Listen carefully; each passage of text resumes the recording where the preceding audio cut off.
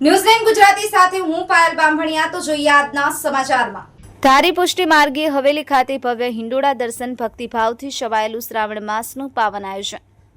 ધારી ખાતે પુષ્ટિ માર્ગે હવેલીમાં શ્રાવણ માસના પાવન અવસરે ભવ્ય હિંડોળા દર્શનનું આયોજન કરવામાં આવ્યું। ધારી તથા આસપાસના વિસ્તારોમાંથી મોટી સંખ્યામાં વૈષ્ણવ ભક્તજનો આ દર્શનનો લાભ લેવા ઉપસ્થિત રહ્યા હતા।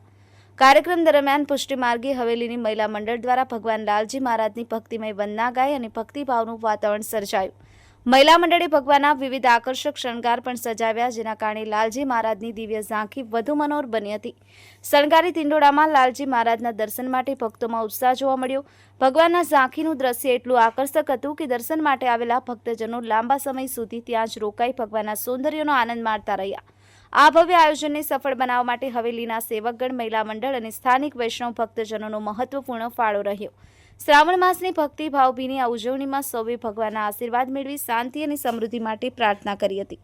સંજય વાળા, ન્યૂઝ9 ગુજરાતી, ધારી।